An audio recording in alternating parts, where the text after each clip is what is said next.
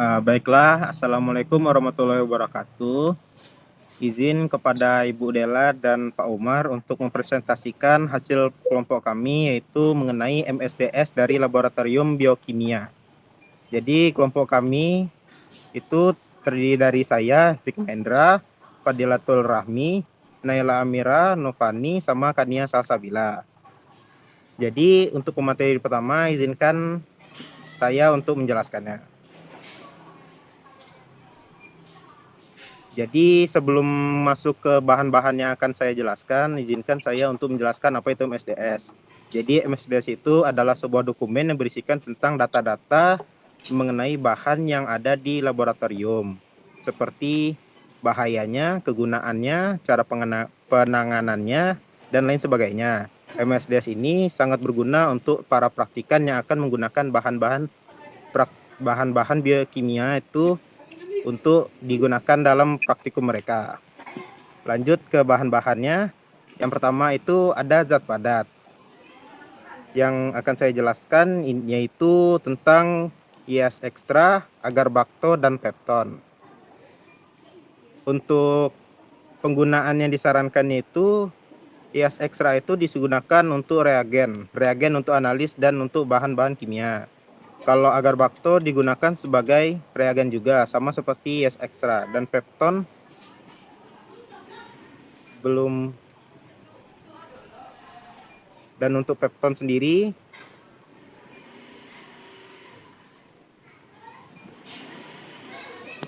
tunggu lokat cut. Untuk IAS ekstra dan agar bakto ini sama-sama digunakan untuk reagen sebagai analis dan bahan kimia. Untuk pepton sendiri tidak diterangkan dalam MSDS tersebut untuk saran penggunaannya. Yang kedua, klasifikasi bahayanya. Jadi IAS ekstra dan agar bakto ini tidak diidentifikasikan sebagai zat yang berbahaya. Jadi mereka ini tidak terlalu bisa merusak kesehatan kita. Selanjutnya ada piktogram dari IAS ekstra, agar bakto, dan pepton. Itu bisa dilihat pada PPT yang telah kami tampilkan. Selanjutnya pernyataan bahaya yang seperti bahaya jika terhirup. Jadi ini tidak mengandung komponen. Jadi untuk IAS ekstra, zat ini tidak mengandung satu komponen atau dianggap baik dan tidak berat.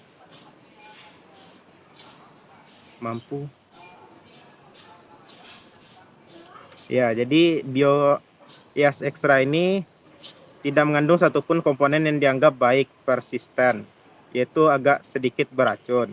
Selanjutnya agar bakto, jauhkan dari jangkauan anak-anak karena ini agak sedikit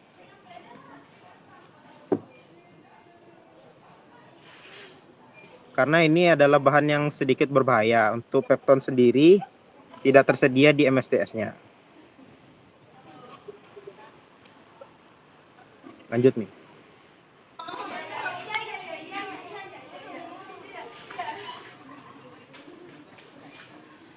Selanjutnya Na2CO3, serum albumin, dan KOH. Untuk penggunaan yang disarankan, serum albumin digunakan untuk meningkatkan kadar albumin di dalam darah.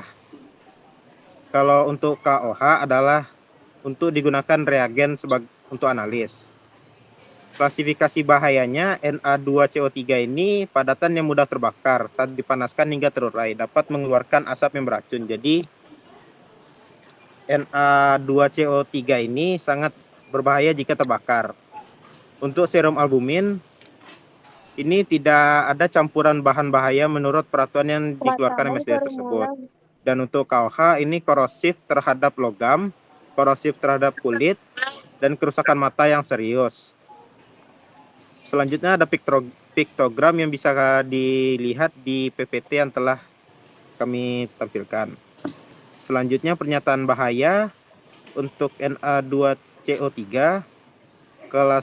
bahayanya itu toksitas akut, yang itu mungkin berbahaya jika tertelan, juga berbahaya untuk kulit yang menyebabkan iritasi ringan, kerusakan atau iritasi mata yang serius, menyebabkan gangguan mata yang berat. Untuk serum albumin sendiri tidak tersedia di MSDS, dan untuk KOH yaitu korosif terhadap logam, menyebabkan kulit terbakar parah, dan bahaya jika terhirup.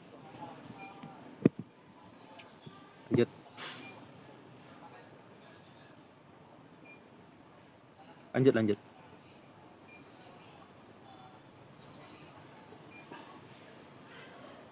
Selanjutnya, identifikasi zat dan pemasok. Untuk amilum ZNSO4, yaitu penggunaan disarankan untuk amilum ini untuk pembuatan zat, sedangkan ZNSO4 pembuatan bahan-bahan kimia. Klasifikasi bahayanya, untuk amilum ini tidak memenuhi kriteria klasifikasi bahaya. Untuk ZNSO4 ini dapat menyebabkan kerusakan mata yang serius, bahaya akutik kronis atau jangka panjang. Untuk piktogram sendiri bisa dilihat di PPT. Dan untuk pernyataan bahaya, ZNSO4 ini menyebabkan kerusakan mata yang serius, toksik pada kehidupan perairan dengan efek jangka panjang.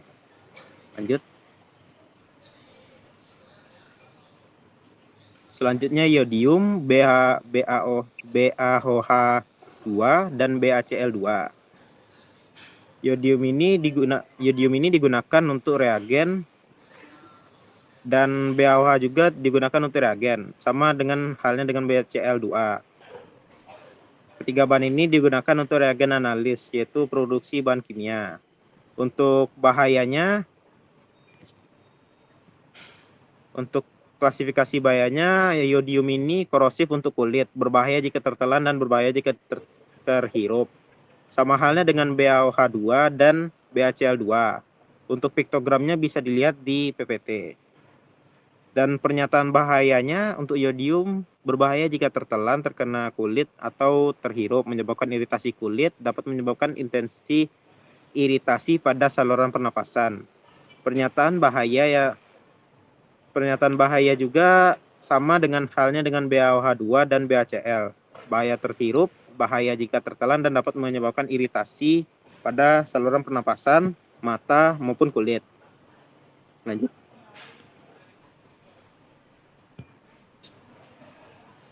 Selanjutnya, komponen dalam bahan campuran. Untuk kias ekstra, jika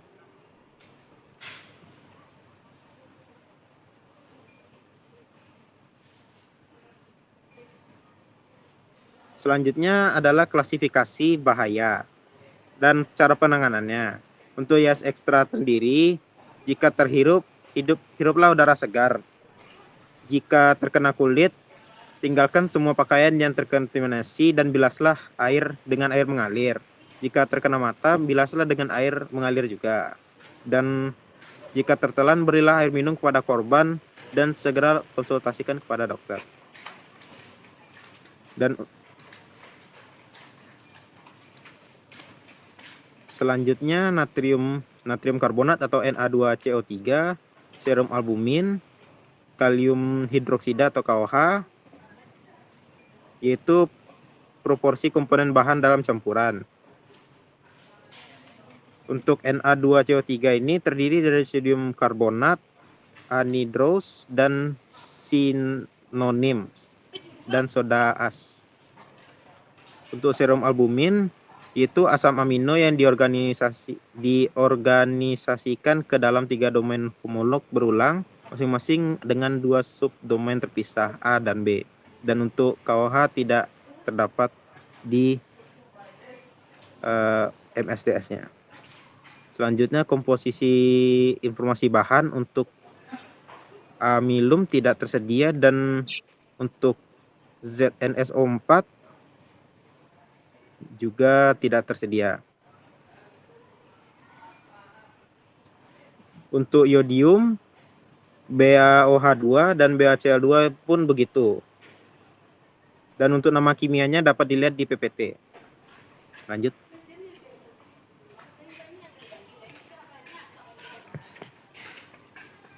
Selanjutnya tindakan darurat untuk paparan yang dapat diakibatkan oleh hias ekstra, agar bakto, dan pepton. Untuk hias ekstra tadi sudah dijelaskan. Selanjutnya agar bakto, yaitu jika terkena pada korban, pindahkan korban ke udara segar dan suruh istirahat. Jika terkena mata atau jika terkena mata harus dibersihkan atau dibilas dengan air mengalir selama 15 menit. Jika terkena kulit, lepaskan semua pakaian yang tercemar dan bilaslah kulit yang terkena itu dengan air mengalir juga. Hal itu juga sama untuk pepton. Dan untuk gejala yang bisa terjadi, untuk IAS ekstra sendiri tidak tersedia di MSDS-nya. Untuk agar bakto dapat memungkinkan menyebabkan gangguan pada sistem pernapasan. Terkena mata memungkinkan menyebabkan gangguan pada mata, terkena kulit dapat menyebabkan iritasi.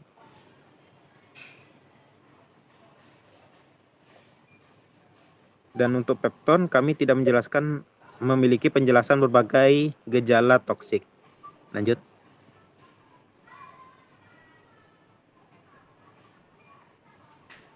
Selanjutnya Na2CO3, serum albumin, dan kalium hidroksida atau KOH.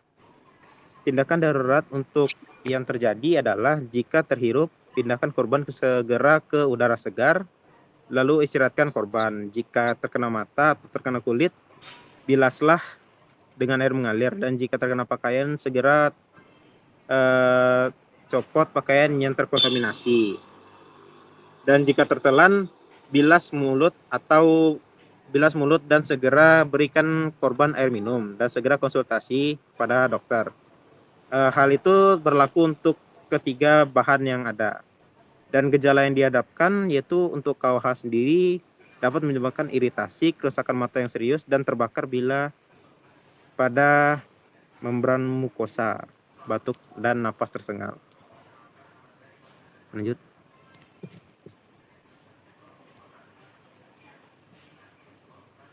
Selanjutnya untuk amilum dan ZNSO4, tindakan daruratnya juga sama, yaitu jika terhirup segera pindahkan korban untuk dibawa ke udara segar dan segera minta bantuan medis untuk mulai tindakan pertolongan pertama, karena amilum ini mungkin sedikit berbahaya jika terhirup. Dan untuk kontak kulit atau mata segera bilas selama kurang lebih 15 menit, dan jika tertelan bilas mulut dengan air dan berikan korban air minum. Setelah itu langsung konsultasikan kepada dokter. Hal ini berlaku untuk kedua bahan. Dan gejala yang dapat timbul akibat ZNSO4 ini yaitu kerusakan mata. Lanjut.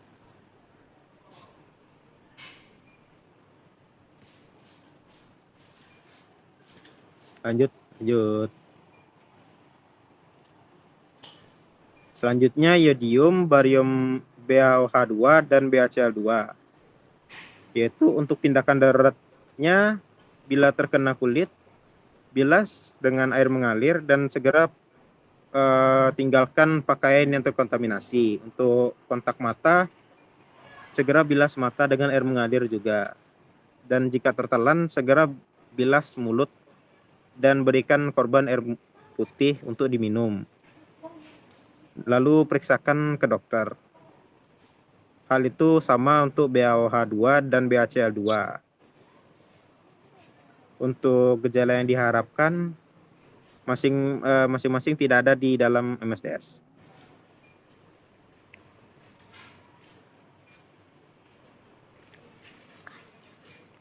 Selanjutnya, pemateri selanjutnya akan saya berikan kepada Kania. Kepada Kania kami persilakan. Baik, saya akan melanjutkan penjelasan dari Vicky.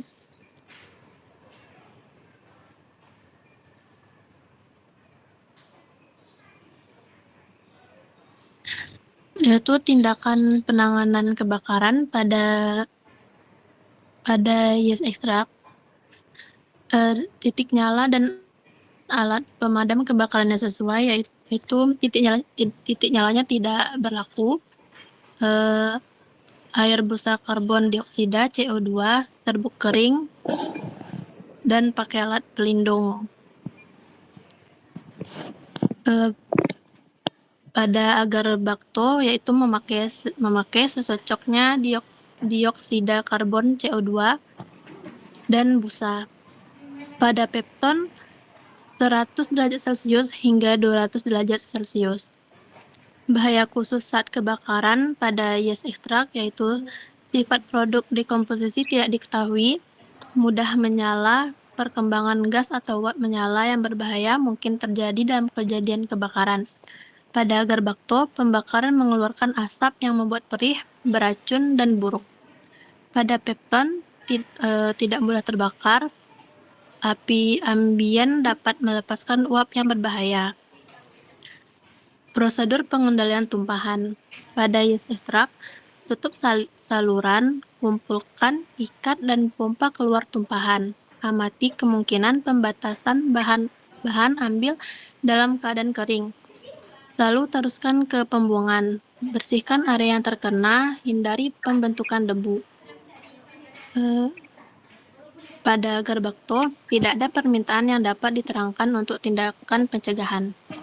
Pada pepton, nasihat untuk personel non-darurat, jangan menghirup uap-uap, aerosol, evakuasi dari daerah bahaya, amati prosedur darurat, hubungi ahli, serta saran bagi responden darurat, yaitu memakai perlengkapan pelindung. Pencegahan pencemaran lingkungan, jangan biarkan produk masuk ke saluran pembuangan.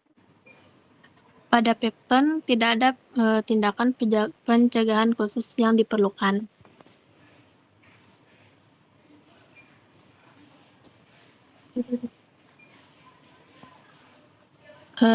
Titik nyala dan alat pemadam kebakaran yang sesuai pada natrium karbonat, yaitu tidak ada pada MSDS. Untuk serum albumin, yaitu air busa karbon dioksida CO2, serbuk kering. Pada kalium hidroksida, media pemadaman yang sesuai digunakan tindakan pemadaman kebakaran yang sesuai untuk situasi lokal dan lingkungan sekeliling. Bahaya khusus saat kebakaran pada natrium karbonat, yaitu dapat mengeluarkan asap beracun. Pada serum albumin, campuran dengan bahan mudah terbakar, kebakaran dapat menyebabkan berevolusi. Pada kalium hidroksida, oksida kalium tidak mudah terbakar. Prosedur pengendalian tumpahan pada Na2CO3 yaitu cuci lokasi tumpahan setelah pengambilan material selesai. Pada serum albumin, jangan menghirup uap-uap aerosol, evakuasi dari daerah bahaya, dan amati prosedur darurat. Pada KOH, nasihat untuk personel non-darurat dan hindari penghisapan debu. Pencegahan pencemaran lingkungan pada Na2CO3, jangan biarkan benda padat mengudara. Ventilasikan area dan tempatkan dalam kantong atau wadah tertutup dan buang. Pada serum albumin, jangan biarkan produk masuk ke saluran pembuangan. Begitu pula dengan KOH.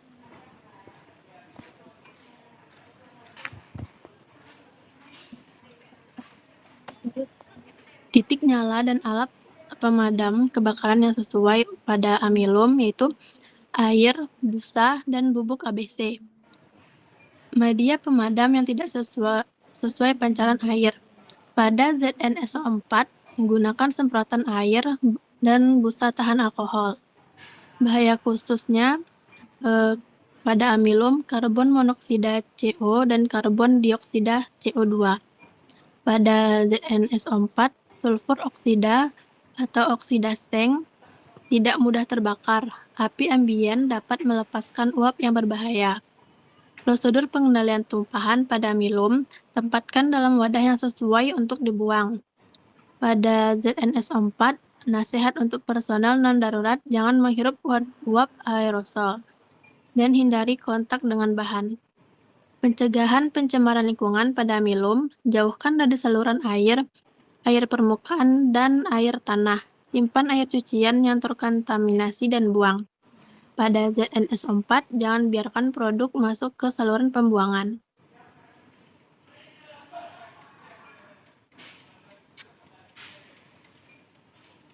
Titik nyala dan alat pemadam kebakaran yang sesuai pada yodium, yaitu media pemadaman yang sesuai. Gunakan tindakan pemadaman kebakaran yang sesuai untuk situasi lokal dan lingkungan sekeliling. Pada barium hidrosida juga sama seperti yodium. Dan pada barium klorida, gunakan semprotan air dan busa tahan alkohol. Bahaya khusus saat kebakaran yaitu hidrogen iodida tidak mudah terbakar. Kebakaran dapat menyebabkan berevolusi. Pada barium hidrosida tidak terdapat pada MSDS-nya.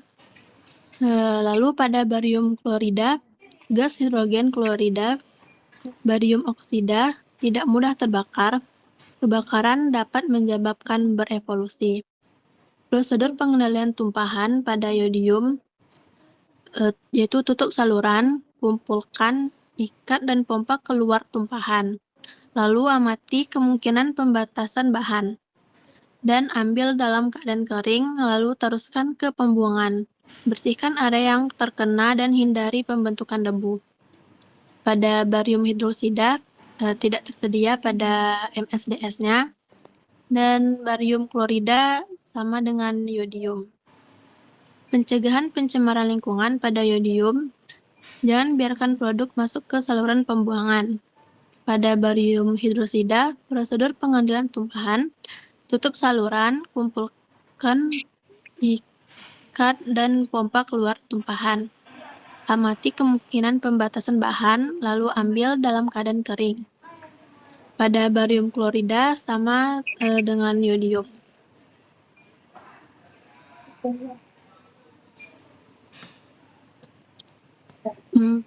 Penanganan dan penyimpanan. Syarat penyimpanan pada yeast extract yaitu tertutup sangat rapat, kering, suhu penyimpanan yang direkomendasikan. Pada agar bakto, simpan dalam suhu di antara 2 derajat sampai dengan 30 derajat. Simpanlah hanya dalam wadah asal. Jaga agar wadah tertutup, rapat dan kering, dan lindungi dari kelembapan. Pada pepton, tutup rapat pepton tersebut. Tindakan pencegahan saat menangani bahan pada yeast extract itu tidak tersedia pada MSDS-nya. Pada agar bakto, jangan makan, minum, atau merokok di daerah di mana produk dipakai atau disimpan. Cuci tangan sesudah memperlakukan produk. Pada pepton, ganti pakaian yang terkontaminasi, cuci tangan setelah bekerja dengan bahan tersebut. Batas paparan yang diizinkan pada yeast extract yaitu PEL, pada agar bakto tidak tersedia pada MSDS-nya, dan pada pepton TLF dan PEL. Alat pelindung diri atau APD yang diperlukan pada yeast extract yaitu alat pelindung wajah, alat pelindung kulit, dan alat pelindung pernapasan. Pada agar bakto, pelindung mata, kacamata, pengaman dengan pelindung samping. Untuk pelindung tangan, pakailah sarung tangan yang dapat menahan bahan kimia. Pakaian pelindung yaitu pakai pakaian pelindung yang sesuai. Pada pepton, kacamata, pelindung wajah, pakaian tertutup, dan berbahan khusus sesuai konsentrasi dan bahan berbahaya.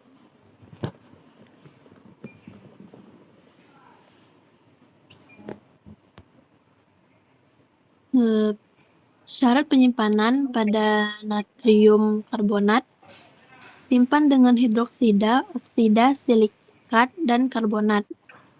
Hidroskopis, simpan wadah tertutup rapat, simpan di tas flint chamshaft, dan simpan di tempat kering yang sejuk. Pada serum albumin, tutup rapat serum tersebut dan simpan pada minus 20 derajat Celcius. Pada kalium hidroksida, buka wadah aluminium, timah, atau seng tertutup sangat rapat. Suhu penyimpanan yang direkomendasikan. Tindakan pencegahan saat menangani bahan yaitu pada natrium karbonat, kenakan sarung tangan pelindung, pakaian pelindung, dan pelindung mata.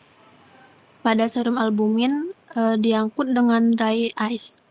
Pada kalium hidroksida, kenakan pakaian pelindung, jangan menghirup zat atau campuran.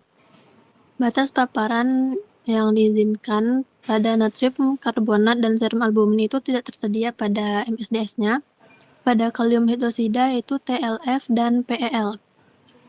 APD yang diperlukan pada natrium karbonat yaitu sarung tangan pelindung, pakaian pelindung, dan pelindung mata. Pada serum albumin yaitu pelindung mata atau wajah, pelindung badan, dan kontrol pemaparan lingkungan. Pada kalium hidroksida, kacamata, masker, sarung tangan, sepatu tertutup, dan jas lab.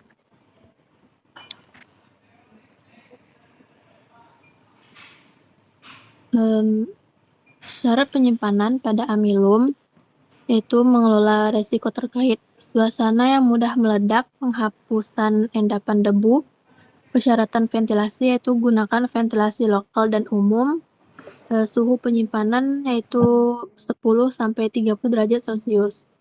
Pada ZnSO4, jauhkan dari panas.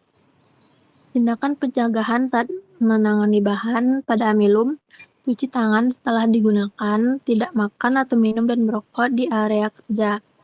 Pada ZnSO4, kenakan APD, jangan menghirup zat atau campuran. Batas paparan yang diizinkan pada amilum yaitu TLF dan PEL, pada ZnSO4 PEL. APD yang diperlukan pada amilum yaitu kacamata, masker, sarung tangan, sepatu tertutup, dan jas lab. Pada ZnSO4, perlindungan mata, gunakan peralatan untuk perlindungan mata yang sudah diuji dan disetujui di bawah standar NIOESH atau EN. Pada badan, kenakan sarung tangan pelindung. Perlindungan pernapasan diperlukan ketika uap atau aerosol dihasilkan.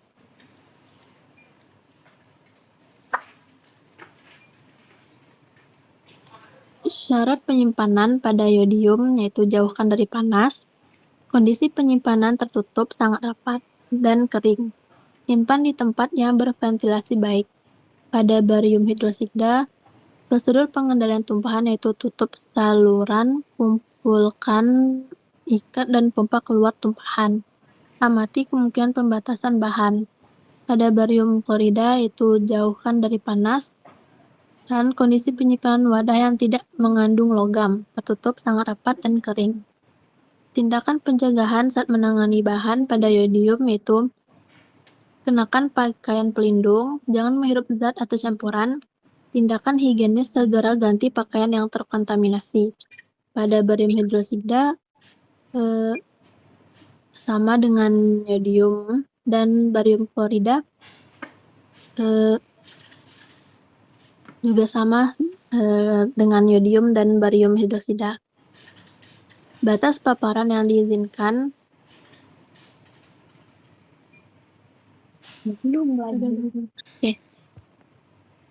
Batas paparan yang diizinkan pada yodium, barium hidroksida, dan barium klorida yaitu sama, TLF dan PEL. APD yang diperlukan juga sama ketiganya, masker, kacamata, pelindung, sarung tangan yang tahan kimia.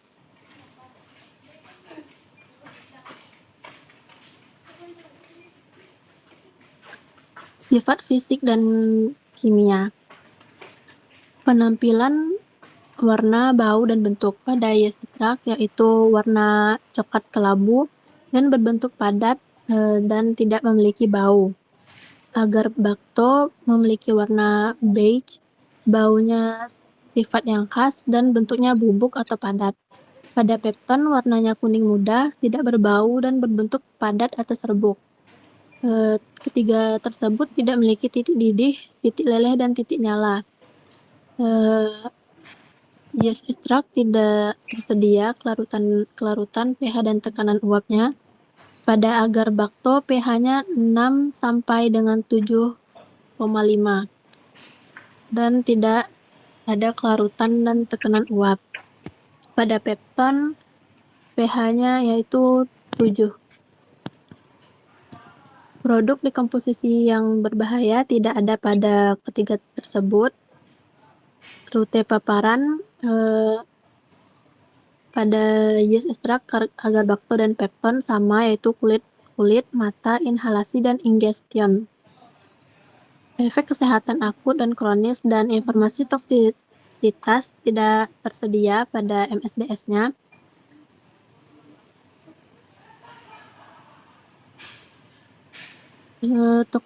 Toksisitas terhadap lingkungan pada yeast extract dan pepton itu air dan tanah. Pada agar bakto tidak tersedia pada MSDS. Potensi terurai dalam biokumulasi juga tidak tersedia pada MSDS-nya.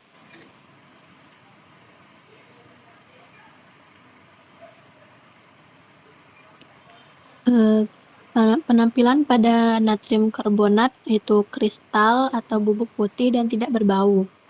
Pada serum albumin berwarna bening, tidak memiliki bau dan berbentuk cair. Pada kalium hidroksida atau KOH berwarna putih, tidak berbau dan berbentuk padat. Titik lebur pada natrium karbonat yaitu 856 derajat Celcius.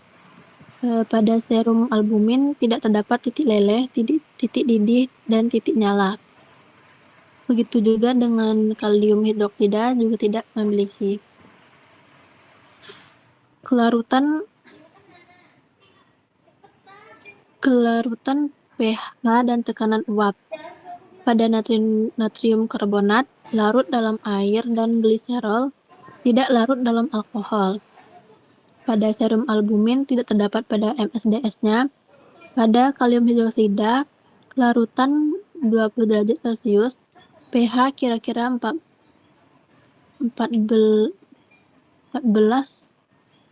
pada 20 derajat Celcius dan tidak memiliki tekanan uap. Kondisi yang harus dihindari pada natrium karbonat yaitu hindari kontak dengan asam aluminium bereaksi keras dengan fluorin. Pada serum albumin dan KOH tidak tersedia pada MSDS.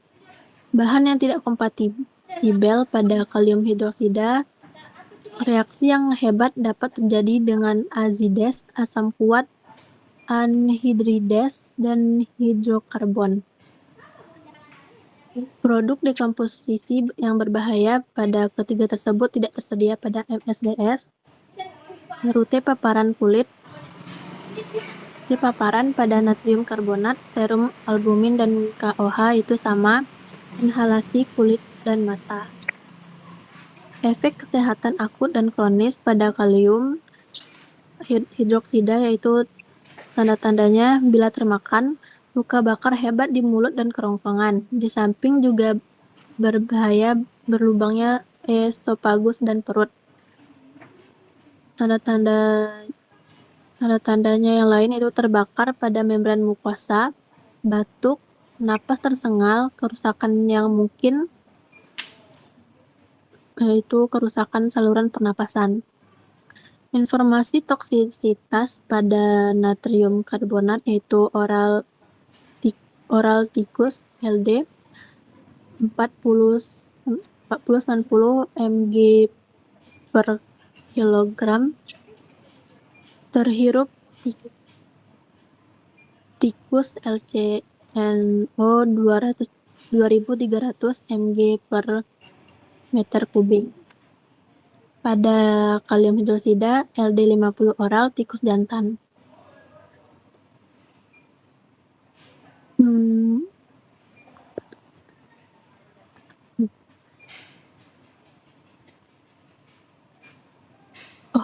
Udah.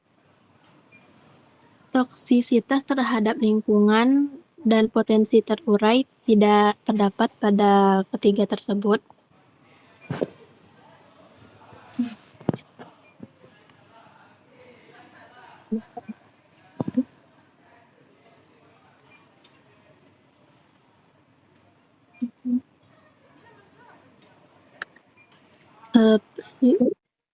Sifat sifat fisik dan kimia pada amilum yaitu berwarna putih, berbau khas dan berbentuk padat atau bubuk, tidak memiliki titik leleh, titik didih, dan titik nyala. Kelarutan tidak memiliki larutan, pH dan tekanan uap. Kondisi yang harus dihindari yaitu tidak ada kondisi khusus yang harus diketahui yang harus dihindari. Petunjuk untuk mencegah kebakaran atau ledakan. Produk dalam bentuk yang dikirimkan tidak mampu menimbulkan ledakan debu. Bahan yang tidak kompatibel yaitu bahan ini stabil pada suhu lingkungan normal dan kondisi penyimpanan serta penanganan yang diantisipasi dan tekanan. Produk dengan komposisi yang berbahaya itu produk penguraian bahaya yang dihasilkan sebagai akibat dari penggunaan, penyimpanan, tumpahan, dan pemanasan. Bukti paparan yaitu mata, kulit, inhalasi, dan ingeston. Tidak memiliki efek kesehatan akut, informasi toksisitas, dan potensi terurai. Pada ZNSO4, keadaan fisiknya cair, tidak berwarna dan tidak berbau, titik nyala, titik didih tidak tersedia, larutan dalam air pada 20 derajat larut, pH tidak tersedia, tekanan uap tidak tersedia. Kondisi yang harus dihindari tidak terdapat pada MSDS. Bahan yang tidak kompatibel yaitu oksidator kuat. Produk dekomposisi berbahaya tidak tersedia pada MSDS. Bukti paparan yaitu korosi, kerusakan mata serius, dan sensitisasi saluran pernapasan atau pada kulit. Informasi toksisitasnya LD50 dan toksisitas lingkungan yaitu beracun bagi organisme air dan dapat merusak habitat air.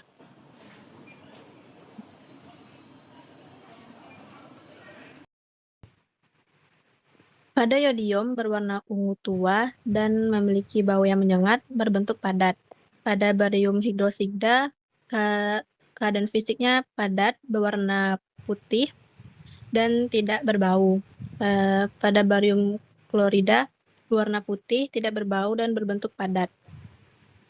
Titik didih pada yodium yaitu 184,4 derajat Celcius pada 1013 HPa, dan titik leburnya 113,5 derajat Celcius dan tidak memiliki titik nyala. Pada barium hidroksida tidak tersedia pada MSDS-nya, dan pada barium klorida titik didihnya 1560 derajat Celcius pada 1013 HPa, titik leburnya titik lebur atau rentang 963 derajat Celcius sampai 100 derajat Celcius. Pada yodium kelarutan dalam air yaitu 0,5 pada 25 derajat Celcius dan tekanan uapnya 0,41 HPa pada 25 derajat Celcius. Pada barium hidroksida tidak tersedia pada MSDS-nya. Pada barium klorida, kelarutan dalam air 375 pada 20 derajat Celcius. Stabilitas dan reaktivitas ketiganya tidak memilikinya pada MSDS. Rute paparan pada barium hidroksida yaitu kulit, rekonstruksi epidermis manusia atau RHE pada mata menyebabkan iritasi mata yang serius. Begitu pula dengan barium klorida sama dengan barium hidroksida.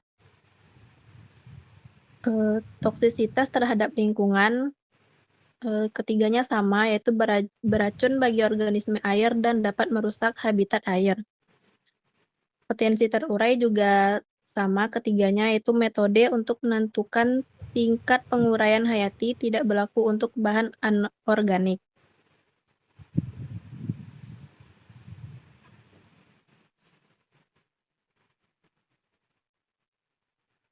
Lanjut, Rahmi.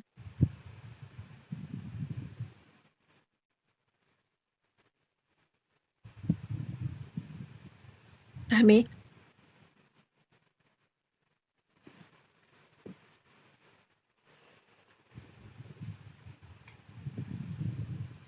Rahmi.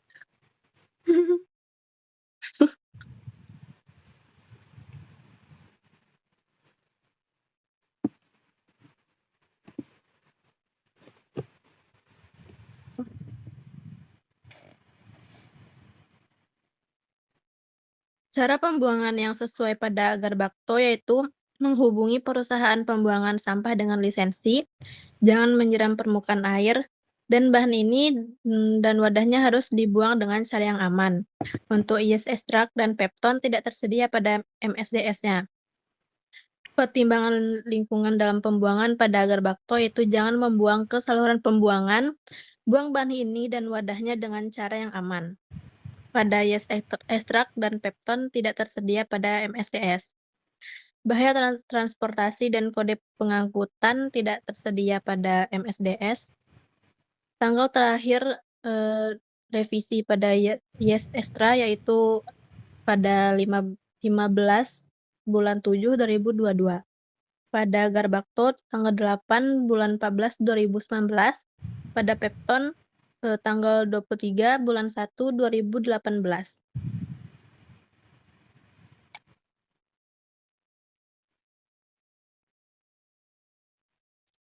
Cara pembuangan pada serum albumin, limbah harus dibuang sesuai dengan petunjuk serta peraturan nasional dan lokal lainnya.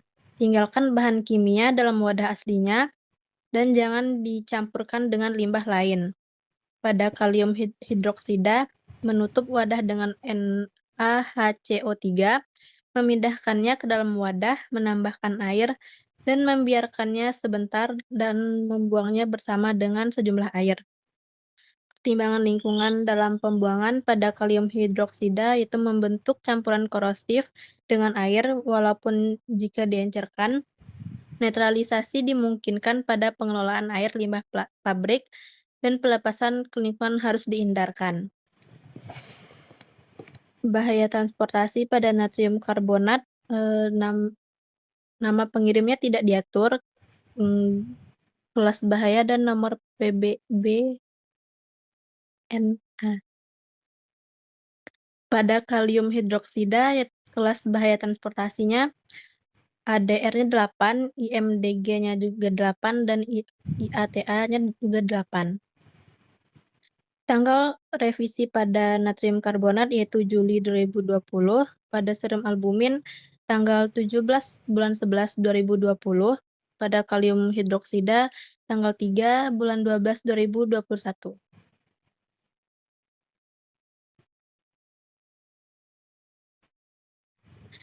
Cara pembuangan pada zinc sulfat yaitu buang sesuai peraturan limbah setempat. Pertimbangan lingkungan dalam pembuangan pada zinc sulfat yaitu hindari kontaminasi tanah dan air.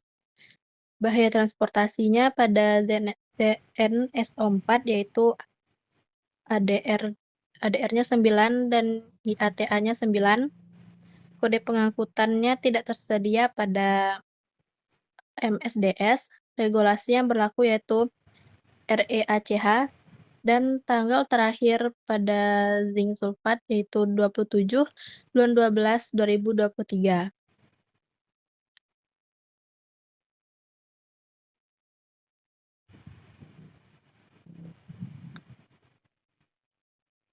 Cara pembuangan yang sesuai pada yodium yaitu anggap sebagai limbah berbahaya dan buang sesuai dengan peraturan limbah setempat.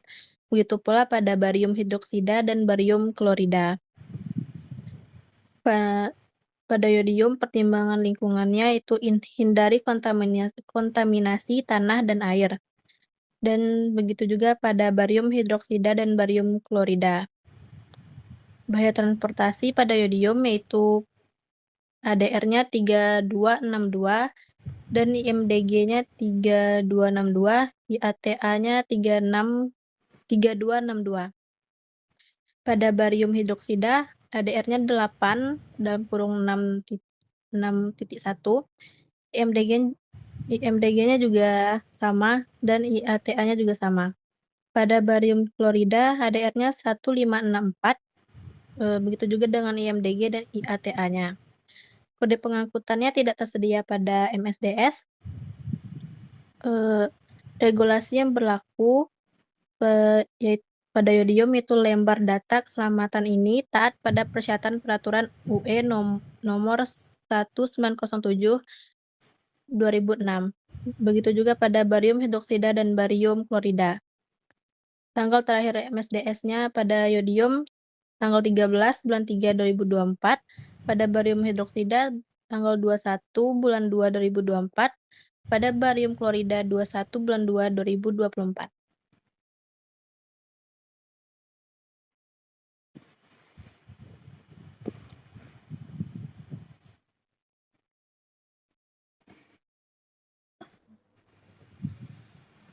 Baiklah, terima kasih kita ucapkan kepada Kania karena sudah mempresentasikan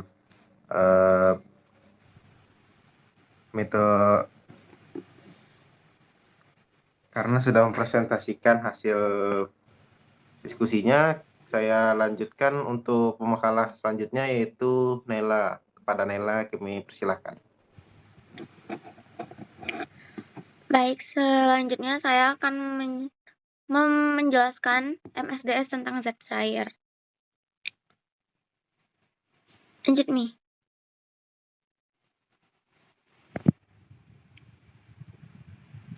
Yang pertama ada HNO3 pekat atau asam nitrat yang merupakan asam kuat. Dengan kontak identitas produsennya yang tersedia di dalam tabel, penggunaan yang disarankannya yaitu hanya untuk penggunaan R&D, bukan untuk penggunaan farmasi, rumah tangga, atau yang lainnya. Nah, kalau reagen Benedict, dia termasuk pelarut polar dengan identitas produsennya yaitu tersedia di dalam PPT. Penggunaan yang disarankannya itu adalah zat kimia laboratorium dan pembuatan bahan-bahan. Untuk buffer fosfat, dia termasuk pelarut polar yang dimana identitas produsennya tercantum di dalam PPT, dan penggunaan yang disarankannya yaitu dalam persiapan di lokasi industri, bahan kimia laboratorium, dan gunakan sebagai reagen laboratorium. Untuk klasifikasi bahaya dari HNO3, klasifikasi bahayanya itu cairan pengoksidasi, korosif pada logam, toksinitas akut, penghirupan, toksinitas akut pada kulit, korosi pada kulit, kerusakan mata serius. Nah, kalau pada reagen Benedict, iritasi mata, bahaya akuatik koronis atau dalam jangka panjang. Kalau misalnya buffer fosfat itu adalah E-irit atau iritasi pada mata.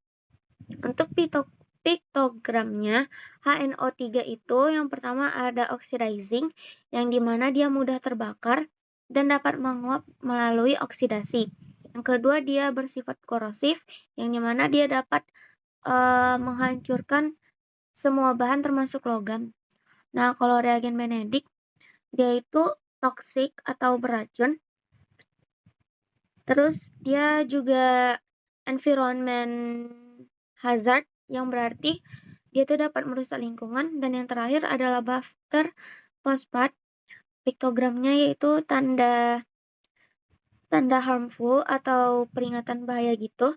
Itu dia dapat menyebabkan gangguan pada mata, kulit, serta pernafasan. Kalau pernyataan bahayanya seperti saya jelasin tadi, bahwa pada HNO3 itu dia dapat mengintensifkan api atau oksidasi, dapat bersifat korosif terhadap logam, toksik jika terkena kulit, menyebabkan kulit terbakar yang parah dan kerusakan mata, dan fatal jika terhirup. Kalau reagen Benedict, dia itu dapat menyebabkan iritasi mata yang serius, toksik pada kehidupan perairan dengan efek jangka panjang.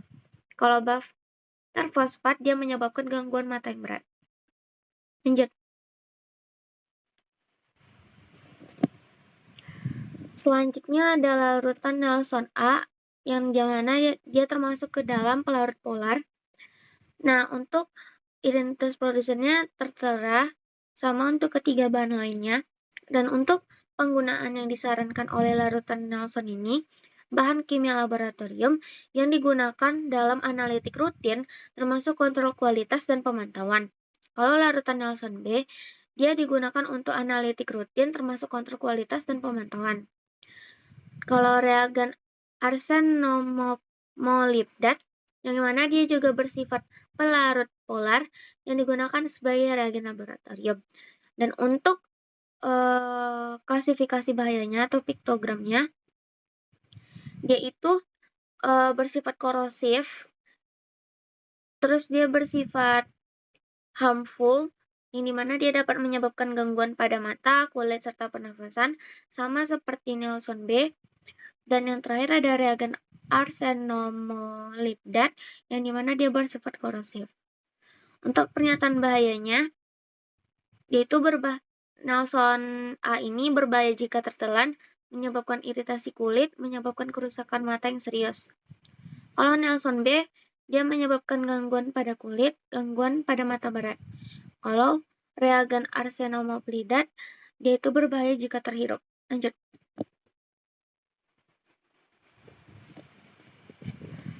Selanjutnya ada larutan CaO alkalis, yang mana dia bersifat pelarut polar.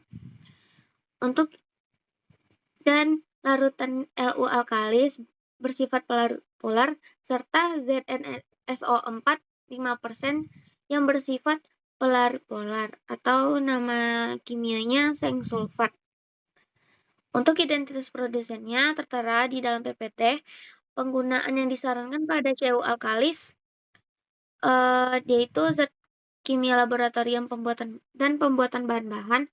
Kalau untuk Lu alkalis, dia tuh hanya untuk penggunaan R&D, bukan untuk penggunaan farmasi, rumah tangga, ataupun lainnya.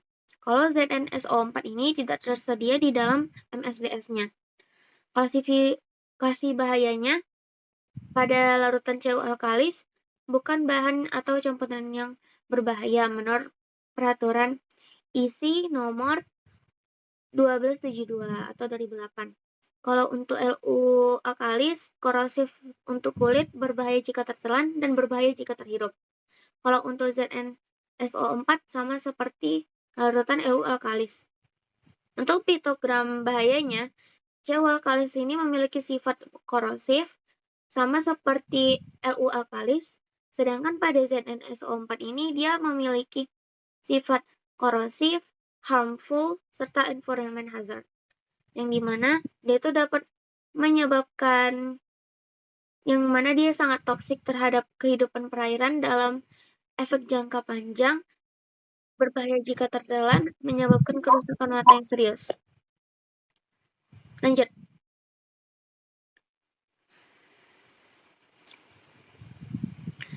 Nah, selanjutnya ada komposisi informasi bahan, dan tindakan pertolongan pertama. Pada HNO3 atau asam nitrat, proporsi komponen bahan dalam campurannya itu besar dari 90 kurang dari 100%. Kalau untuk reagen Benedict, dia itu besar dari 10, kecil dari 20%. Kalau untuk baftar fosfat, dia itu 20-30%. Untuk tindakan darurat paparan pada HNO3 itu, yang pertama ada inhalasi, yang dimana dia setelah terhirup, udaranya harus bersih, segera hubungin dokter. Jika nafas terhenti, segera berikan nafas buatan secara mekanik. Jika diperlukan, berikan oksigen. Terus jika dia berkontak dengan kulit, maka kita harus menanggalkan semua pakaian yang terkontaminasi, bilas kulit dengan air yang mengalir, dan segera panggil dokter. Kalau terkena mata, dia itu bilas dengan air juga, air yang mengalir dengan banyak, hubungi dokter, dan lepas lensa kontak. Kalau untuk ingestinya, setelah tertelan, beri minum air kepada korban paling banyak 2 gelas, hindari memaksa untuk muntah, panggil dokter, dan jangan mencoba untuk menetralisirnya. Sama seperti reagen Benedict.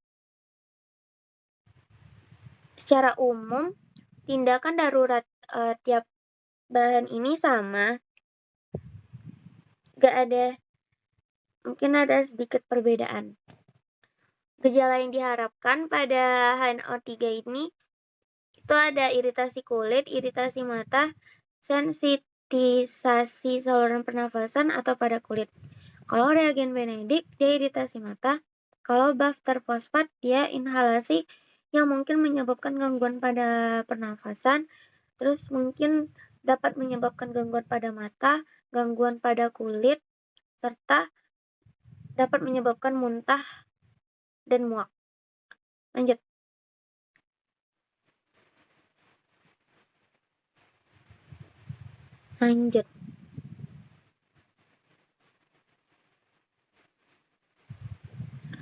Larutan Nelson A, yang dimana proporsi komponennya kecil dari 100%.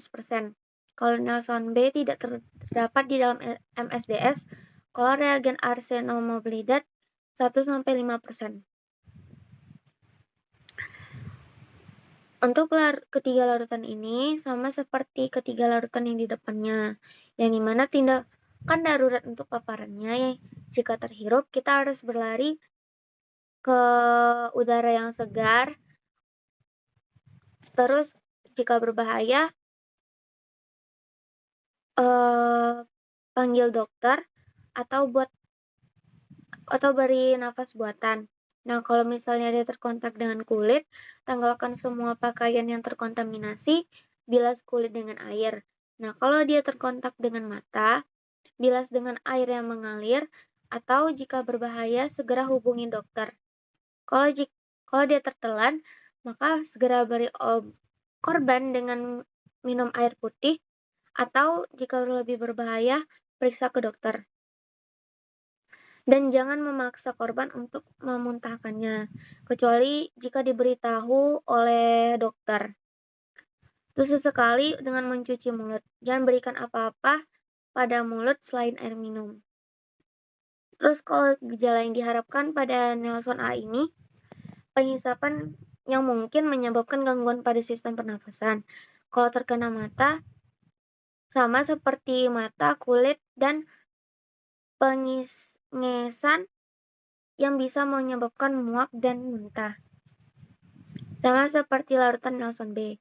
Kalau reagen arsenomoblidat ini, gejala yang diharapkan itu adalah iritasi kulit. Lanjut.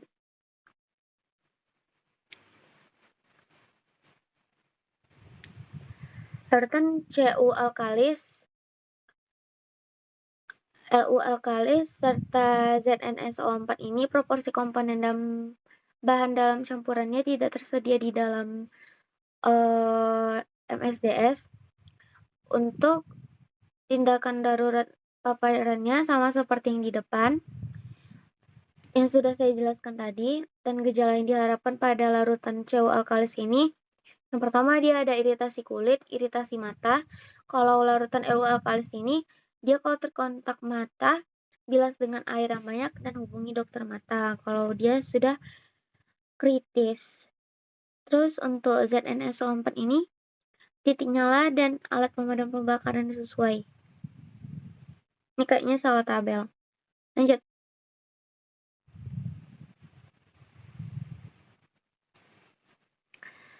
Untuk asam nitrat atau HNO3, reagen benedik, dan buffer fosfat, titik nyalanya pada alat pemadam kebakaran sesuai yaitu pada HNO3 gunakan tindakan pemadam kebakaran yang sesuai situasi lokal dan lingkungan sekeliling.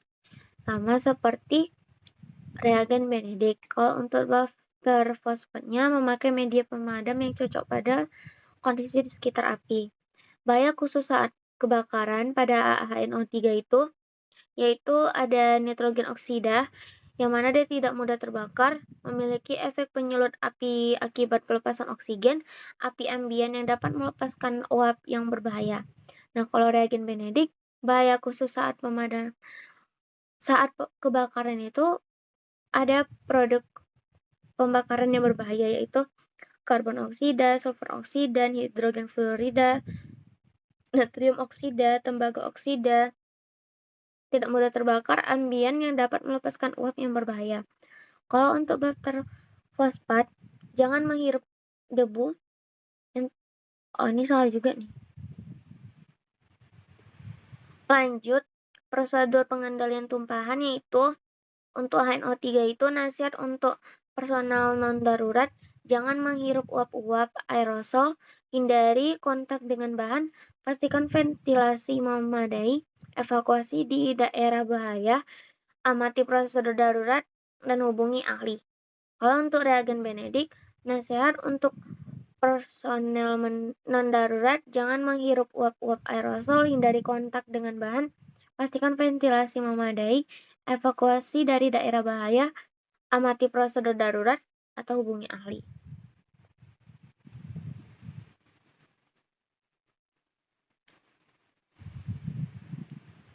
Dan kalau untuk Basfer fosfatnya, hindarkan pembentukan debu yang memakai secocoknya, memakai alat pelindung, pakaian pelindung yang memastikan terdapat pada pengeningan yang cukup di daerah pekerjaan. Hindarkan pendedahan yang terus-menerus atau yang diperpanjangan waktu. Kalau untuk pencegahan pencemaran lingkungannya, jangan biarkan produk masuk ke dalam saluran pembuangannya pada NO3. Pada reagen benedik sama. Sedangkan pada buffer fosfat, hindari tumpahan yang selain dan bersihkan banyak air pada daerah yang terkena tumpahan. Jangan menyiram permukaan air dan jangan membiasakan produk mengotori lapisan tanah atau upsoil. Nah, kalau pada HNO3 itu syarat penyimpanannya jauhkan dari nyala terbuka, permukaan panas, dan sumber penyulut. Kalau reagen benedik, syarat penyimpanannya harus tertutup sangat rapat. Kalau buffer fosfat harus jauh dari panas dan reaksi. Kalau pada tindakan pencegahan saat penanganan bahan HNO3 itu, yang pertama kita memakai pelindung, jangan menghirup zat atau campuran, hindari terbentuknya uap atau aerosol. Kalau reagen benedik sama, memakai pakaian pelindung. Kalau untuk buffer fosfat sama, jangan memakai pakaian pelindung, jangan menghirup zat campuran, dan hindari terbentuknya aerosol. Lanjut.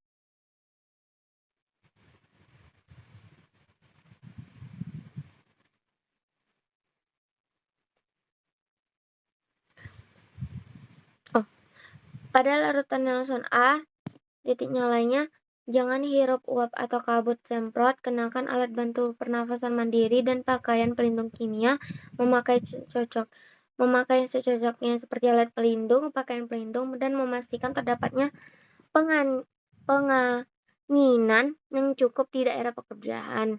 Hindarkan pendedahan yang terus-menerus atau perpanjangan waktu. Sama seperti Nelson B dan juga reagen arsenomoplidat. Untuk bahaya khususnya, pada Nelson A itu produk tidak mendukung pembakaran. Jangan biarkan produk murni dilepaskan ke air atau tanah. Alirkan air atau ke sistem pembuangan kotoran. Kalau untuk Nelson B, dia itu bahaya khusus saat pembakaran itu dapat menyebabkan iritan, yang dimana produk tidak mendukung pembakaran. Jangan biarkan produk murni dilepaskan ke dalam air, aliran air, atau pembuangan kotoran.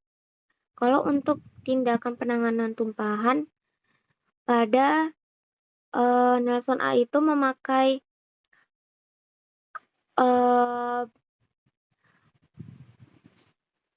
alat pelindung yang baik seperti pakaian pelindung. Terus bersihkan jika daerahnya terkena air, jangan menyiram permukaannya, dan jangan memisahkan produk mengotori lapisan tanah. Sama seperti larutan Nelson B dan reagen arsenomoplidat. Syarat penyimpanannya pada Nelson A itu dia disimpan dalam suhu antara 2 derajat Celcius dan 8 derajat Celcius. Ikuti petunjuk label. Simpan di kontainer dengan label yang tepat. Jaga agar wadah tertutup rapat dan jangan mengotori dengan air, makanan, pakan dengan penyimpanan atau pembuangan. Sama seperti larutan Nelson B. Untuk reagen arsenomoplidat itu syaratnya dia jauhkan saja dari panas. Nah, untuk tindakan pencegahan pada saat menangani bahan, yaitu, kita harus berhati-hati dengan pertama kita harus memakai alat pelindung, jangan sampai terkena mata, jangan dimakan, diminum, atau jangan makan, minum atau merokok di daerah, yang ada larutan tersebut. Terus jangan mengotori, daerah dari larutan tersebut, serta membaca seluruh,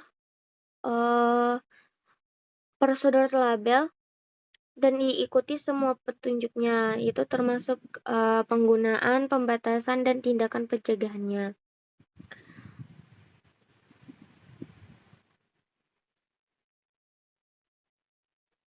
Sama seperti untuk Nelson B dan reagen arsenomoblidat. Lanjut.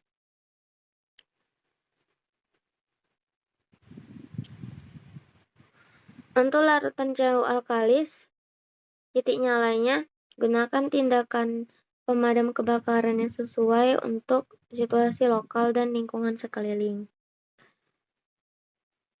Larutan LU alkalisnya sama seperti CaO alkalis. Kalau ZnSO4-nya, titik nyala dan alat kebakaran sesuai itu gunakan semprot air, busa tahan alkohol, zat kimia kering, atau karbon dioksida. Selanjutnya ada bahan khusus saat kebakaran, yaitu produk pembakaran yang berbahaya itu pada CaO alkalis ada tembaga oksida, tidak mudah terbakar, api ambien yang dapat melepaskan uap yang berbahaya. Nah, kalau untuk larutan LU alkalis, tidak tersedia di dalam MSDS-nya, sedangkan pada ZnSO4-nya itu ada produk sulfur oksida, oksida seng atau zinc, tidak mudah terbakar, kebakaran yang dapat menyebabkan revolusi, sulfur oksida, atau api ambien yang dapat melepaskan uap yang berbahaya. Kalau prosedur pengendalian tumpahan pada CaO alkalis ini, yang pertama hindari penghisapan debu, pastikan ventilasi memadai, evakuasi dari daerah bahaya, amati prosedur darurat, atau hubungi ahlinya.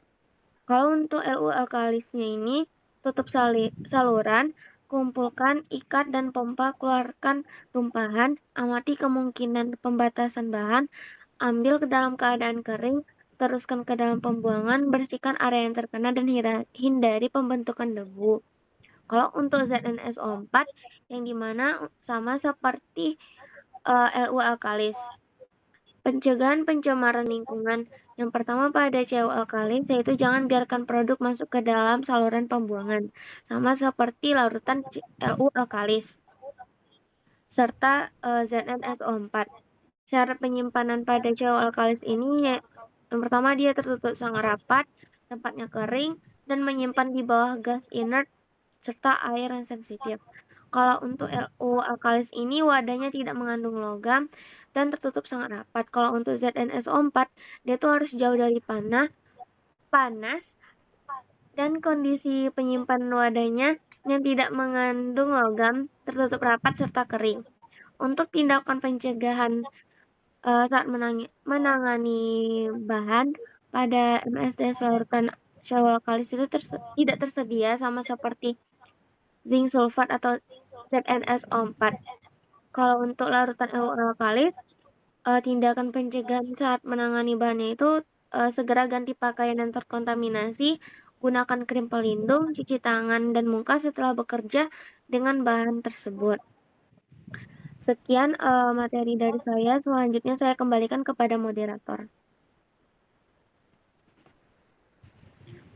Baiklah, terima kasih kepada Naila atas penyampaian materinya. Materi selanjutnya akan dijelaskan oleh Rahmi. Kepada Rahmi kami persilakan. Baik, terima kasih kepada moderator. Selanjutnya itu adalah penjelasan mengenai pengendalian atau pelindungan diri. Untuk asam nitrat HNO3 itu pelindungan mata atau wajah, gunakan peralatan untuk pelindungan mata yang sudah diuji dan disetujui di bawah standar pemerintah yang tepat seperti NIO SA atau EN 166. Lalu ada kacamata atau Google pelindung yang pas dan ketat. Untuk perlindungan kulit, menangani dengan sarung tangan harus diperiksa sebelum digunakan. Gunakan teknik pelepasan sarung tangan yang tepat tanpa menyentuh permukaan luar sarung tangan. Untuk menghindari kontak kulit dengan produk ini, buang sarung tangan terkontaminasi setelah digunakan sesuai dengan hukum yang berlaku dan praktik laboratorium terbaik. Cuci dan keringkan tangan. Sarung tangan pelindung yang dipilih harus memenuhi spesifikasi peraturan UE 2016/425 dan standar EN 374 yang merupakan turunan dari peraturan tersebut. Untuk reagen Benedict itu hampir sama dengan asam nitrat. Begitu juga bakteri fosfat. Untuk sifat fisik dan kimianya, asam nitrat itu karena fisiknya cair, warnanya tidak berwarna, untuk bau data tidak tersedia. Untuk titik lebur atau titik bekunya data tidak tersedia. Titik di awal atau rentan ini itu 100 derajat Celcius pada 1003 HPAH. Untuk titik nyala data tidak tersedia. Kelarutan pH tekanan uap itu pH kecil dari 1 pada 20 derajat Celcius. Kelarutan dalam air tercampur sepenuhnya. Tekanan uap 11 HPA pada 20 derajat Celcius. Untuk keadaan sifat fisik dan kimia reagen Benedict, itu keadaan fisiknya bening atau cair, warnanya biru sampai biru tua. Untuk bau data tidak tersedia. Titik nyala data itu tidak tersedia, titik didih tidak tersedia, pH data tidak tersedia, kelarutan dalam air pada 20 derajat Celcius larut. Tekanan uap data tidak tersedia. Untuk buffer fosfat, warnanya tidak putih, baunya khas dan bentuknya bubuk. Untuk titik didih leleh dan nyalanya tidak tersedia datanya. Untuk larutannya dapat larut di air pada pH 7 sampai 7,4. Tekanan uapnya tidak tersedia. Next.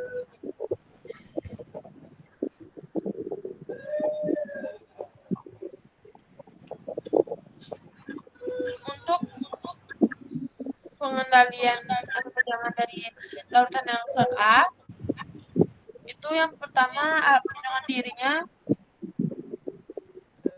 memakai pelindung mata yang cocok yang terbuat dari bahan tahan air. Untuk pelindung tangan memakai secocoknya sarung tangan tahan kimia yang terbuat dari bahan tahan air. Cuci bagian luar sarung tangan sebelum melepaskannya.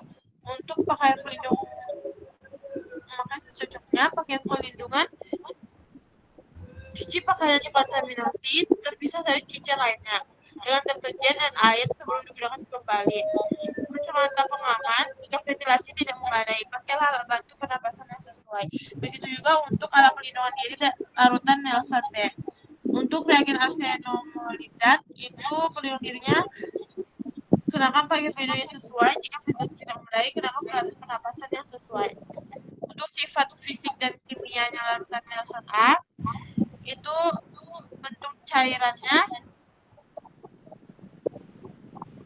bentuknya cairan, warnanya cerah, baunya itu sifat yang khas.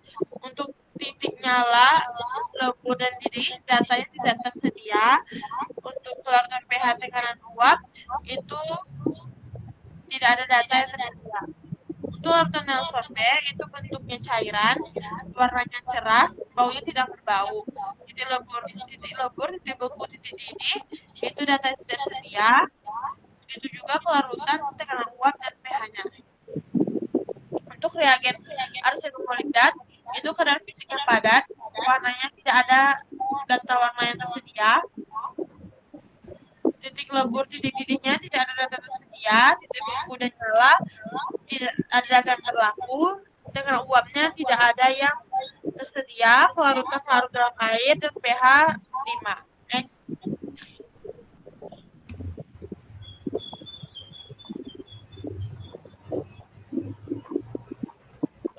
Selanjutnya itu adalah pelindungan diri untuk larutan CU alkalis. Untuk pelindungan mata atau wajah, gunakan peralatan untuk pelindungan mata yang diuji dan disetujui di bawah standar pemerintah yang tepat seperti NIOSH atau Elite. Rekomendasi ini berlaku hanya untuk produk yang disebutkan dalam lembar data keselamatan dan disuplai oleh tujuan yang dimaksud. Ketika dilakukan dalam atau campur dengan bahan lain dan dalam kondisi yang menyimpang dari yang disebutkan dalam EN 16523-1, silakan hubungi supplier sarung tangan. Perlindungan pernapasan dibangun ketika debu dihasilkan. Rekomendasi adalah filter perlindungan pernapasan didasarkan atas standar DIN EN 143 dan DIN 14387. Untuk larutan alkalis, APD-nya adalah masker, kacamata, pelindung sarung tangan yang tahan kimia. Begitu juga dengan zinc sulfat atau ZnSO4. Untuk sifat fisik dan kimia, larutan CU alkalis adalah keadaan fisiknya tidak tersedia, warna dan bau juga data tidak tersedia. Untuk titik leburnya itu rentang 1083,4 derajat Celcius. Titik didih atau awal rentang didih 2567 derajat Celcius. Titik nyalanya tidak ada data yang berlaku. Untuk pH, tekanan uap dan pelarutan juga tidak ada data yang tersedia. Untuk larutan LU alkalis itu bentuknya cair, cara fisiknya cair, warna dan tak berbau. Untuk titik di titik lele itu tidak ada tersedia. Larutan pH-nya itu 20 derajat Celcius. Untuk zinc sulfat itu warnanya putih-putihan, baunya tidak tersedia, bentuknya cair, titik didihnya tersedia, titik lebu 1 derajat Celcius. Titik nyala tidak tersedia. Larutan air dan tekanan uap juga tidak tersedia datanya. Next.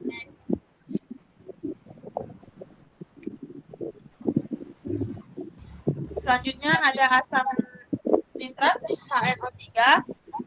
Itu stabilitas dan reaktivitasnya. Untuk kondisi yang harus dihindari tidak tersedia. Begitu juga dengan reagen Benedict. Untuk stabilitas kondisi yang harus dihindari buffer fosfat itu jauhkan dari suhu ekstrim, lindungi dari kelembapan, lindungi dari sinar matahari. Untuk produk yang dikomposisi berbahaya itu ada, kalau asam nitrat ada asam reduktor, alkohol, asetat anhidrida, akrilonitrate, asetonitrile, bahan organik, logam, dan basa logam. Lalu untuk reagen Benedict tidak ada data yang tersedia. Terfosfat itu oksida karbon. Untuk yang informasi toksikologi HNO3, penghirupan tidak ada data tersedia. Itu kulit data tidak tersedia. Kerusakan mata tidak ada data tersedia juga. Untuk reagen Benedict itu korosi atau iritasi kulit, kerusakan mata serius, sensitisasi saluran pernafasan kepada kulit. Buffer fosfat itu untuk kulit menyebabkan gangguan pada kulit, mata menyebabkan gangguan pada mata berat. Inhalasi perlu dilepaskan sebagai sesuatu yang tidak berbahaya. Ingestium berdasarkan data yang tersedia, perintah klarifikasi tidak dipenuhi, namun produk ini mengandung zat yang diklasifikasikan sebagai berbahaya. Untuk efek kesehatan akut dan informasi toksisitas, untuk HNO3 itu toksisitas akut dengan informasi toksisitas LD50. Untuk reagen Benedict itu toksisitas akut dengan informasi toksisitas LD50 dan buffer fosfat tidak ada data yang tersedia. Untuk informasi ekologi asam nitrat dan reagen Benedict tidak ada data yang tersedia. Silakan untuk buffer fosfat jauhkan dari danau, kolam, atau sungai. Next.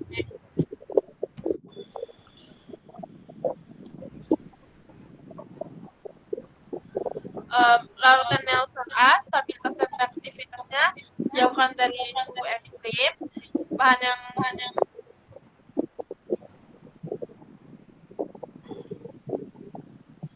jauhan dari suhu ekstrim. Untuk bahan yang itu oksida karbon, produk dekomposisi berbahaya tidak ada yang tersedia. Sedangkan untuk larutan Nelson B,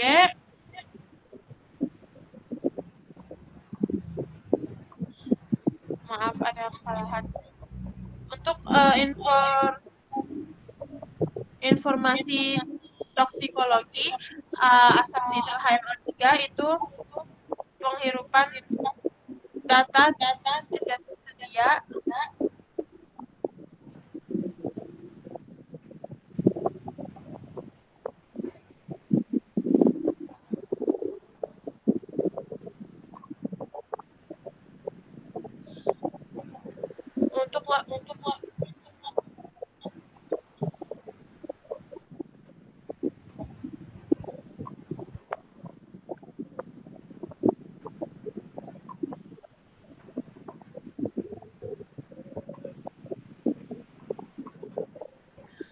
untuk informasi toksikologi latar A itu informasi tentang kelas bahaya keracunan berdasarkan data tidak tersedia.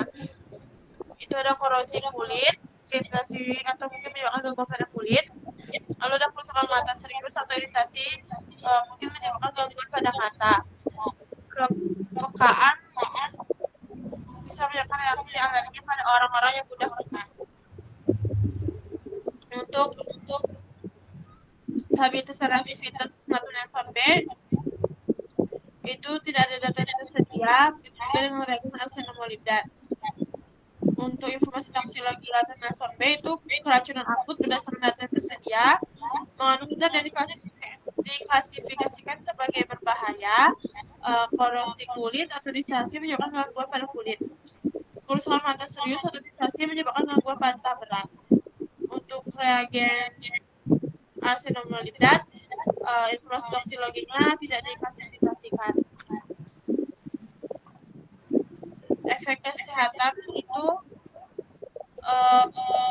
untuk ketiga lakukan ini adalah toksisitas akut dengan informasi toksisitas LD50. Untuk informasi ekologi,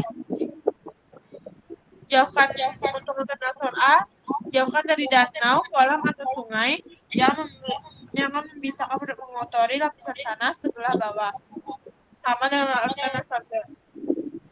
Untuk reagen arsenik molibdat itu produk ini tidak dianggap berbahaya bagi organisme akuatik atau menimbulkan efek buruk jangka panjang pada lingkungan. Next.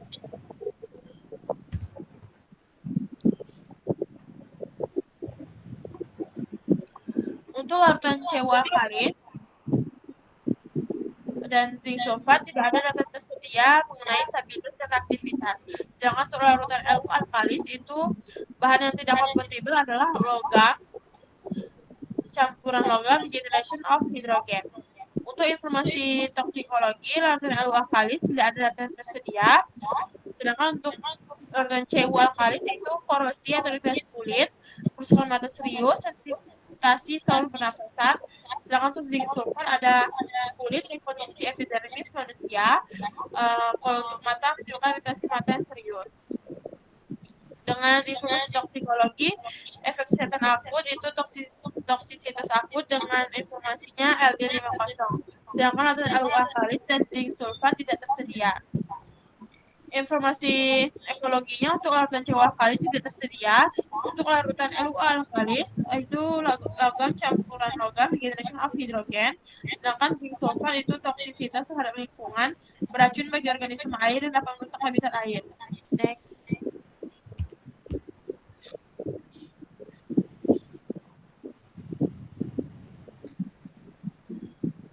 Untuk pertimbangan pembuangan dan informasi pengangkut pada asam nitrat HNO3 dan reagen Benedis datanya tidak tersedia.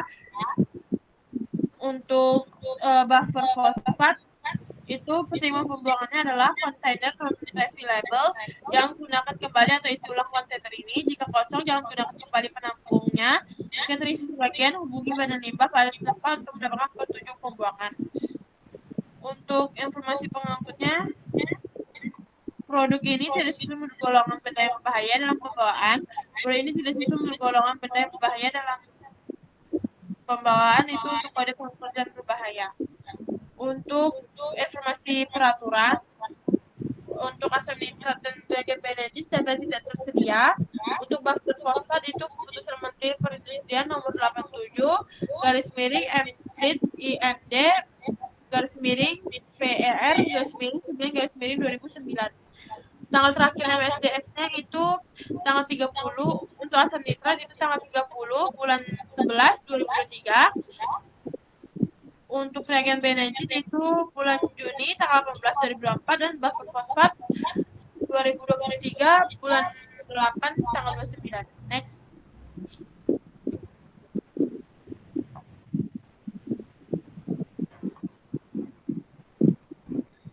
Untuk larutan Nelson A itu pertimbangan pembuangannya adalah jangan mengotori air dengan pembersihkan peralatan atau pembuangan limbah. Jangan menyiram permukaan air, pembuangan peraturan setempat, daerah, dan nasional. Untuk pertimbangan lingkungan dalam pembuangan melalui peraturan setempat, daerah, dan nasional ikut petunjuk tabel. Ini sama dengan larutan Nelson B. Sedangkan untuk reagen arsen yang molybdat itu buang atau isi wadah sesuai dengan petunjuk pemilihan dan dari pengumpulan bayar lisensi. Untuk informasi pengangkutan itu larutan Nelson A dan larutan Nelson B tidak ada data tersedia atau tidak disusun menurut golongan benda yang berbahaya dalam pembuangan. Kalau untuk reagen arsen yang molybdat itu sesuai dengan DOT. Untuk informasi peraturan, 3 larutan ini tidak tersedia. Informasi terakhir MSDF itu untuk larutan Nelson A pada tanggal 24 bulan 6 2024 dan larutan Nelson B itu pada tanggal 21 bulan 8 2023 dan reagen arsen molybdat itu pada tahun 2022 tanggal 1 bulan 3. Next.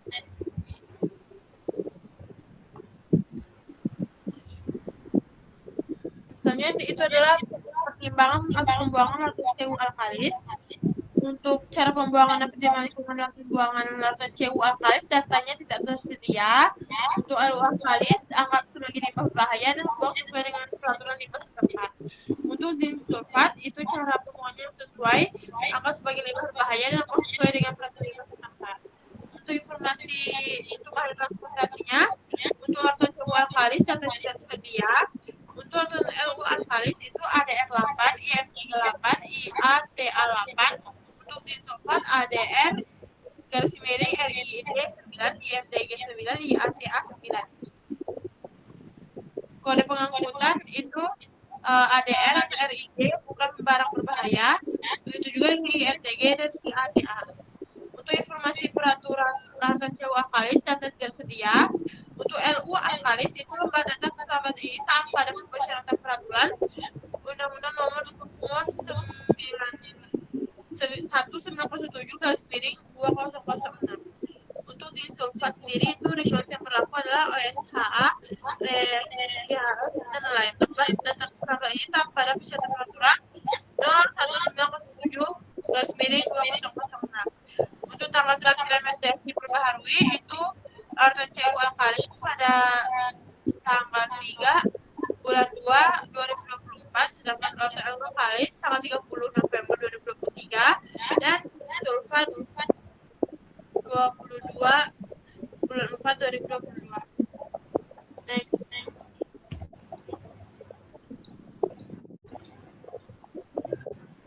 Jadi dapat tersimpulkan adalah kimia terbagi menjadi dua, yaitu padat dan cair. Pada zat padat dipecah menjadi tiga, yaitu asam, basa, dan garam. Asam, basa, dan garam adalah tiga jenis zat kimia yang memiliki sifat dan karakteristik berbeda. Asam adalah senyawa yang menghasilkan ion hidrogen atau H+ dalam larutan, memiliki rasa asam dan bersifat korosif. Contohnya asam klorida HCl dan asam asetat. Basa di sisi lain menghasilkan ion hidroksida atau OH- dalam larutan, memiliki rasa pahit dan terasa licin saat bersentuhan. Contoh umumnya adalah natrium hidroksida atau NaOH. Garam terbentuk dari reaksi antara asam dan basa atau reaksi neutralisasi dan biasanya memiliki rasa asin serta dapat larut dalam air. Seperti natrium klorida atau NaCl, ketiga zat ini sangat penting dalam berbagai reaksi kimia dan aplikasi sehari-hari. Sedangkan pada larutan terdapat kelompok asam kuat, pelarut polar, dan pelarut non-polar. Pelarut asam kuat, pelarut polar, dan pelarut non-polar memiliki karakteristik dan kegunaan yang berbeda-beda dalam kimia. Pelarut asam kuat seperti asam sulfat H2SO4 dan asam klorida HCl terionisasi sepenuhnya dalam air, menghasilkan ion H+ yang tinggi dan sering digunakan dalam reaksi yang memerlukan lingkungan asam yang kuat. Di sisi lain, pelarut polar seperti air dan etanol memiliki momen dipol yang signifikan. sehingga efektif mengeluarkan zat kataionik dan senyawa polar lainnya. Sementara itu, larut non-polar seperti heksana dan pentana tidak memiliki momen dipol yang signifikan dan lebih baik dalam melakukan senyawa polar seperti hidrokarbon. Ketiga jenis klor ini memainkan peran penting dalam berbagai aplikasi kimia. Sekian dari saya kembali ke moderator. Baik, terima kasih kepada Rahmi atas materi yang disampaikan. Demikian presentasi dari kelompok 4 mengenai MSDS dari Lab Biokimia. Jika ada salah kata ataupun salah materi yang kami sampaikan, kami mohon maaf. Kami undur diri. Assalamualaikum warahmatullahi wabarakatuh.